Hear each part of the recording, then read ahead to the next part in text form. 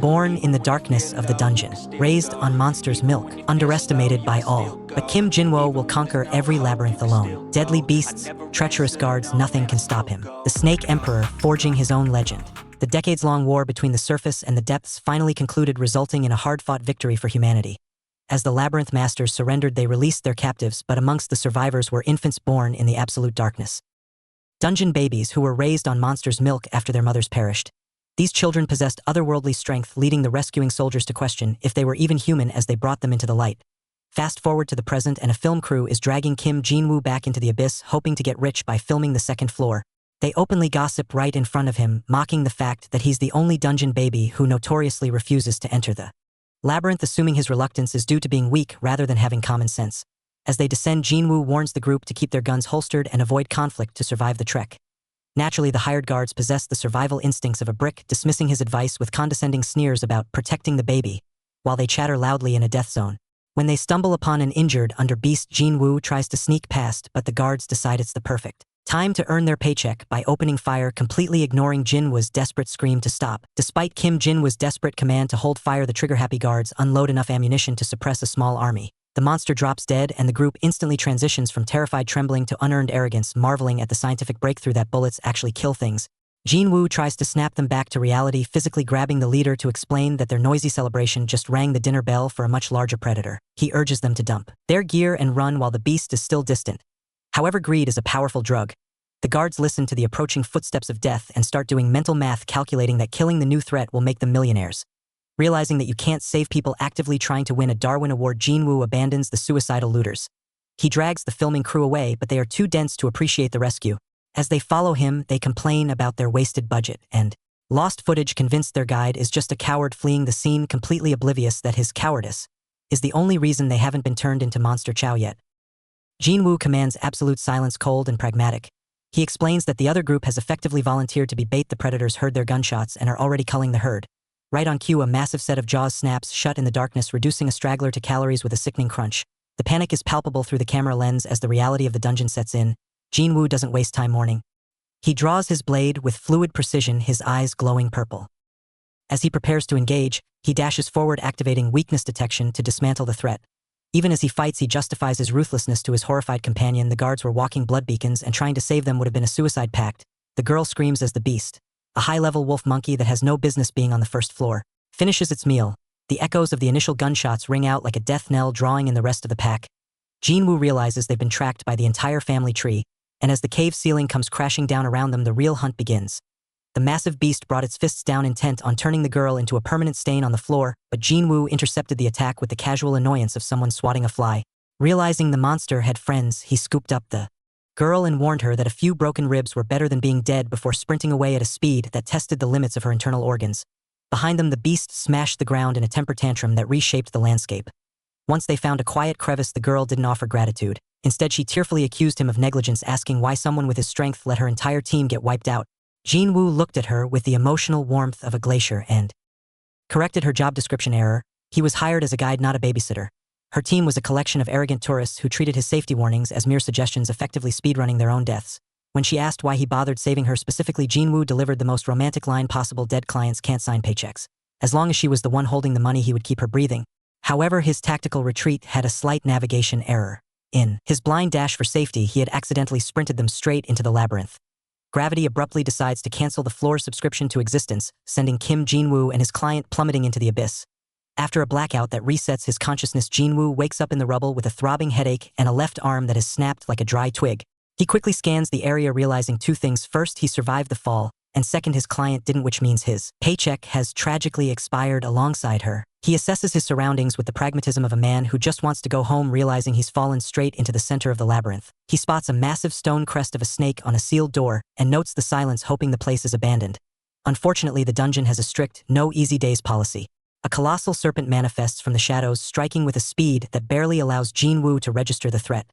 Before he can even attempt to dodge, the beast is upon him. As the snake strikes, a mysterious system interface announces the snake's releaser, and a booming voice commands him to inherit the ominous underground or face death. Pinned down and staring into the maw of the monster, Jinwoo can only grit his teeth and curse the absolute absurdity of his situation. Kim Jinwoo woke up clutching his chest, shocked that the lethal venom coursing through his veins had apparently decided to take a day off. Not only was he alive, but his broken arm and body were fully healed, leaving him standing near the entrance in pristine condition while wondering who, or what, had patched him up. He quickly located Yoonju, who was still breathing but looked like she had gone 10 rounds with a semi-truck. Realizing no magical savior was coming back to finish the job, he hoisted her onto his back and sprinted for the exit, desperate to get her medical attention before she expired. Later safe at home, Jinwoo watched the news report on the dungeon disaster that claimed 7 lives. He sighed, mostly relieved that his camcorder footage proved the guards' incompetence, saving him from a hefty fine. He then approached his sister Hyunji, who was visibly weeping. Possessing the emotional intelligence of a brick wall, Jinwoo assumed she was crying tears of pure capitalist joy over the money he left her. He handed her another envelope for her wedding, thinking he was nailing this brotherly duty, only to be ambushed by his father. His father wasn't grateful for the cash. He was furious. He screamed at Hyunji to return the money, treating the envelope like it was radioactive, because he knew Jinwoo had risked his life to get it. Jinwoo tried to lie, claiming he earned it safely at a convenience store, but his dad shut him down instantly. The older man made it clear that despite their lack of blood relation, he was insulted. Jinwoo thought so little of him, forcing the MC to finally apologize for his recklessness. Jinwoo tries to play the stoic provider, handing over a thick envelope of cash to help with his sister's wedding, but the gesture backfires immediately. Instead of gratitude, his foster father hits him with a heavy dose of guilt, calling him selfish.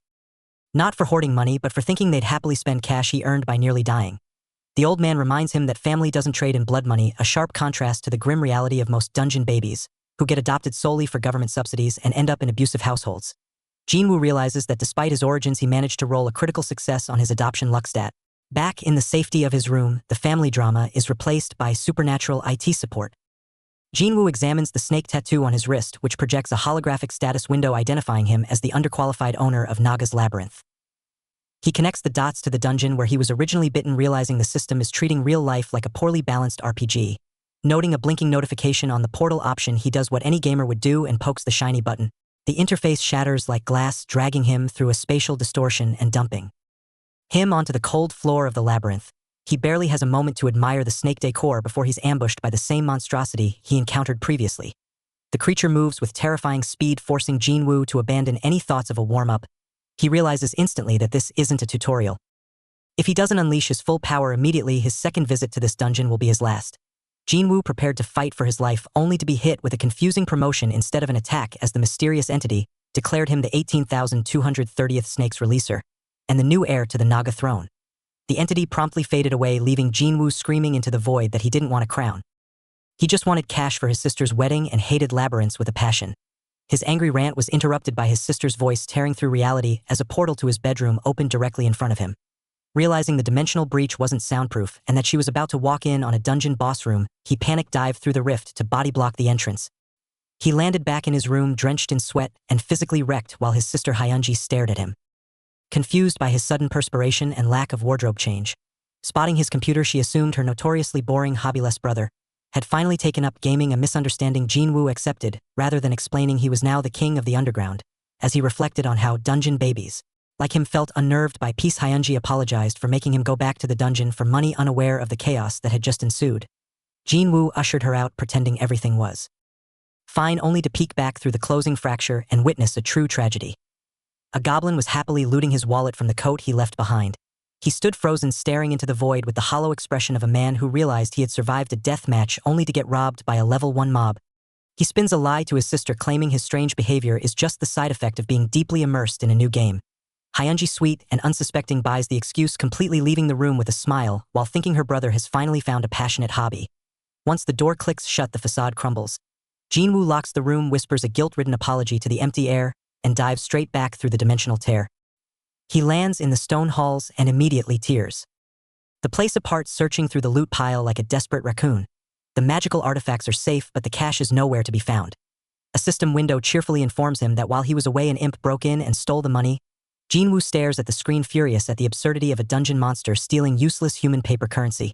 He questions the creature's economic literacy before collapsing onto the throne in defeat. The system, however, offers a predatory solution. To track the thief and the funds, he must synchronize with the Naga's Labyrinth. It's essentially a ransom demand. Realizing the marble in his hand acts as the control key, and with his sister's savings on the line, he sighs and accepts the terms. He presses the prompt, resigning himself to the endless pull of the dungeon, wondering if getting dragged into these dark mazes is simply the inescapable fate of a dungeon baby. Jinwoo sat on his makeshift throne, swiping through holographic menus with The enthusiasm of someone stuck in a customer service queue. He wondered why the promised gate hadn't appeared yet, casually noting that digging for imps manually would probably be more efficient than waiting on the system. Suddenly the room shook as the system finally acknowledged his qualifications, declaring him the Naga King and registering the snake's nest as his territory. A ringing voice echoed in his head as the labyrinth began to reorganize itself, pulling data directly from his synchronization. Massive debris lifted and reassembled, reconstructing the ruins into a towering solid structure. When the dust settled, Jinwoo stood in a slightly less dilapidated throne room. It was still dark and gloomy, but at least the stats confirmed he was the owner of this F-rank fixer-upper. While inspecting the menu, he spotted the new labyrinth entrance where a small unlucky imp was peeking inside. Jinwoo watched the intruder with cold indifference, noting that a normal person might have missed the subtle presence, but Jinwoo wasn't normal. He vanished from his seat and appeared instantly behind the creature, terrifying it with the realization that it had made a fatal error. He snatched the demon out of the air and delivered a ruthless punch, reducing its shrieks to pained whimpers. Holding the battered creature by the neck, Jinwoo didn't ask for surrender or mercy. With the terrifying expression of a loan shark collecting a debt, he demanded his money back, threatening to end the imp's life if it turned out to be broke. Jinwoo was in the middle of violently shaking the imp, demanding his money, when he suddenly stopped mid-sentence. In the creature's hand sat a glimmering red stone. A down gem. These rare jewels were typically only found in geysers or obtained by hunting dangerous beasts, making them incredibly valuable. Jinwoo instantly calculated that a gem of this size was easily worth tens of millions of won. His eyes widened further when he realized the imp was actually holding two gems, a blue one alongside the red. Sensing Jinwoo's distraction, the imp bit his hand and flung the blue gem across the room as a desperate diversion. Shoot! Jinwoo cursed, abandoning the imp to chase the money. He dove and caught the blue gem just before it hit the ground, relieved to have secured both treasures. However, his relief was shattered in an instant. The blue gem cracked in his palm and crumbled into worthless dust, leaving Jinwoo staring in silent horror at his lost fortune. The system casually informed Jinwoo that it had cannibalized a valuable down gem to repair the labyrinth, prompting him to scream at the empty air in pure frustration. He watched the gem crumble in his hand, horrified by the realization that he had just crushed a luxury car's worth of currency into worthless dust without even giving permission. For days later, after haggling with a desperate goblin merchant to sell the remaining gem for 18 million won to cover his sister's wedding expenses, Jinwoo sat in his room watching the upgrade timer count down. He was still bitter about the 18 million the dungeon had embezzled from his inventory, but he tried to let go of the past as the clock hit 0. Reality tore open as the labyrinth reached rank 2, activating new facilities while simultaneously warning him that his base had absolutely zero military defense against the monsters that now detected his existence. A Naga nest spawned nearby and Jinwoo investigated, expecting a humid, swampy hellscape, but found a dry, empty cave instead. Suddenly a shadow lunged at him and he dodged a clumsy ambush as the system announced the arrival of Naga workers. Expecting terrifying serpents, he was instead greeted by a pile of adorable derpy baby snakes, one of whom was happily chewing on its sibling's tail. They looked at him with big dumb eyes awaiting orders, and Jinwoo relaxed. As a former excavator, he knew exactly how to manage low-level laborers. Jinwoo immediately put his new workforce to use, assigning 3 Nagas as scouts to map the area while ordering the rest to dig out a storage room. He watched them waddle away with low expectations, convinced that these stout, clumsy creatures were the most edible-looking things in the dungeon and would likely end up as monster snacks. However, the diggers surprised him by excavating a room in under an hour. His relief was short-lived when a system notification announced that only a part of the exploration team had returned. Seeing a lone trembling Naga emerge from the shadows, Jinwoo immediately assumed the worst, that the others had been slaughtered because he sent them out without guards. He began to mourn their permanent loss, but the Naga chirped happily, explaining that they weren't dead. They just had too much loot to carry in one trip. Realizing his grief was actually just a misunderstanding, the Nagas were touched by his concern and their morale skyrocketed. They handed over a crude map and dumped a pile of spoils at his feet, which turned out to be mostly rusted garbage from an ancient war. Jinwoo sighed, sifting through the worthless debris until a familiar glint caught his eye inside a torn bag. It was a down gem, the same item worth 18 million won. His attitude instantly shifted from disappointed boss to capitalist warlord, as he violently shook the Naga, demanding they go back and loot every single sparkly rock they could find. Jinwoo hesitated at the threshold, suddenly struck by the realization that leaving his reptilian workforce unsupervised in a murder dungeon might be a catastrophic HR violation. Just as he considered staying, a small Naga offered a reassurance that tipped the scales. A stash of down gems. Rationalizing that the labyrinth offered both wealth and opportunity, he tossed the expensive gems onto the altar. The system immediately vaporized the items, converting them into raw labyrinth energy. A wave of instant buyer's remorse hit him as he realized he had just traded tens of millions of won for a vague possibility, a financial decision that would make a sane accountant weep. But as the energy swirled, the regret faded, replaced by a darker epiphany. He finally understood the madness of the dungeon babies. It wasn't just the allure of danger. It was the unbearable dullness of the surface world. He hadn't been struggling to adjust to a normal life. He had been bored out of his absolute mind. Embracing his role as the tyrant these creatures needed, he turned to his wide-eyed subjects and promised them an empire. With a smirk and a dramatic flair, he unleashed his power, summoning the Naga to drown the geyser in glory. Jinwoo inspected his first summon, a Naga soldier that actually looked competent enough to hold a weapon without tripping over it. He immediately put it to work, ordering it to guard the storage like an underpaid security guard. Knowing he couldn't just burn through resources like a whale in a gacha game, he calculated his next move carefully. He decided to summon one more soldier, and a Naga maid watching his down gem energy deplete. Suddenly, the summoning ritual flared with an intensity that cracked the very air, signaling that something unusual was happening. From the light emerged Dominique, a heroic rank Naga maid who radiated an aura far superior to the generic units. "Master," she projected directly into his mind, her telepathic voice startling him. Jinwoo stood there dumbfounded by the notification. He had triggered the mystery of Geyser, defying the odds to pull a high-tier unit with stats capable of surviving the deeper floors. Dominique wasted no time showing off her personality, eagerly asking for orders while deducing they were still stuck in the tutorial phase. Jinwoo, still processing that his new maid was smarter than half the people he knew, checked the unit menu one last time. Seeing the monthly maintenance fees of flowers and gems, he realized that even as a dungeon master he couldn't escape the bills. Jinwoo was taken aback when the Naga maid Dominique requested map permissions with the efficiency of a seasoned project manager. As they toured the cavern, she pointed out weak walls hiding mineral lodes and ideal spots for gathering stations, leaving Jinwoo wondering if she came with a strategy guide pre-installed. She highlighted self-sustaining gem plants and defensible water sources, effectively handing him a blueprint for domination on a silver platter. When Jinwoo pointed out a menacing skull icon on the map, she casually suggested turning the beast-infested zone into a profitable hunting ground to offset costs.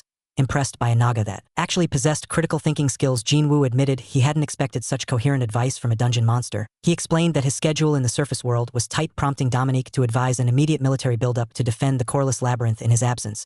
However, when he tried to delegate the summoning work to her to save effort, she shut him down, clarifying that only the designated master could handle the energy extraction.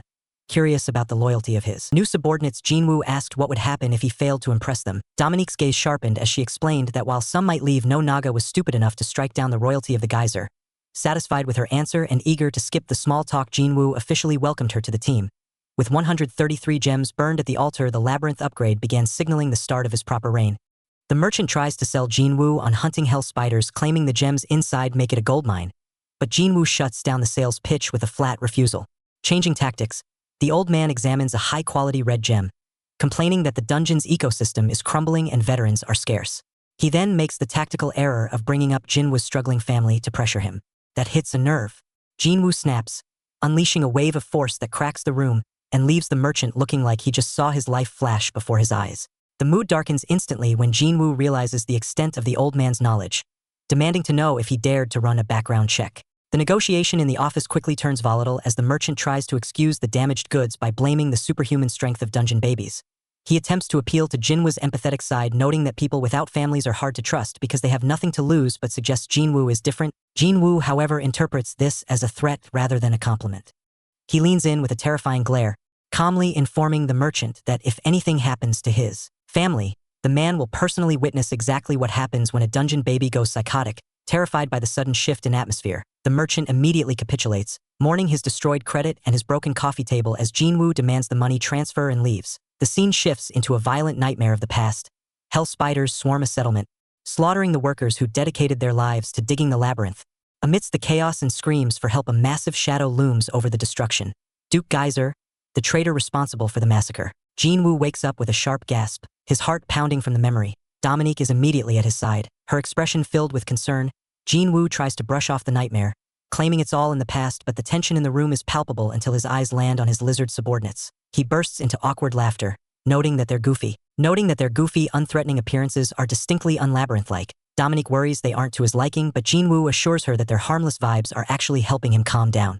With his nerves settled by the cute distractions, he refocuses on reality, acknowledging that while the hell spiders are distant, other beasts from the deeper floors could still pose a threat to their current location.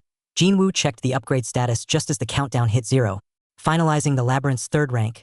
The system rewarded him with new construction options, some workers, and a massive glowing labyrinth core that appeared in the room with the subtlety of a disco ball in a library. Dominique explained that this core was now their critical weakness. If it broke, the dungeon died, but as long as it stood, they could recover from anything. Jinwoo noted that they had essentially just installed a giant game over button in their base. Predictably, the core's activation acted like a dinner bell for the locals. The system flashed a red warning. A swarm of 20 horned rats was 1 hour away. Dominique went into full panic mode, urging him to bolster their defenses, but Jinwoo was stuck staring at the price tags on the new units. With only 21 gems in his account and expensive summoning costs, the math wasn't looking good for his survival chances. Dominique quickly intervened with some crucial combat analytics. She revealed that a single Naga soldier could solo 4 rats, while warriors, archers, and mages scaled even higher in power. Realizing the exchange rate was actually in his favor, Jinwoo's anxiety vanished. He promptly spent his budget summoning a soldier and 2 warriors, who emerged looking tough enough to bench press the incoming rodent problem. Feeling confident, Jinwoo scanned his new army, only to spot a tiny, furry anomaly holding a pickaxe among the muscle-bound reptiles. Dominique bashfully explained that high-level Nagas sometimes produced cute mutant subspecies, proving that even terrifying dungeon monsters have a recessive gene for adorable. Dominique explained the tragedy of the small mutant Naga. The creature spent its time staring at the fully grown warriors, painfully aware that it was a genetic failure compared to them. Although it was sluggish and depressed, its physical strength was ironically higher than average, making it an efficient worker despite its lack of will. Dominique offered to teach it a lesson for moping, but Jinwoo immediately shut that idea down. Instead, he ordered her to gather every single worker, declaring that they weren't just defending the base, they were going on a field trip. Jinwoo argued that since Nagas valued honor, hiding the workers during the labyrinth's inaugural battle would be an insult to their pride. His expression turned vicious as he thought about the rat bastards daring to invade his turf. Turning back to the trembling little mutant Jinwoo's demeanor softened. He promised absolute protection and decided to arm the creature properly. He didn't hand over a sword or a spear, but a simple pickaxe. However, Jinwoo presented it with such gravitas that he branded it a grand warrior's weapon, instantly transforming the tool into a symbol of pride for the little guy. With his eclectic army of hulking warriors and one very motivated miner now assembled, Jinwoo roared the command to charge. Subscribe and like the video for the next part.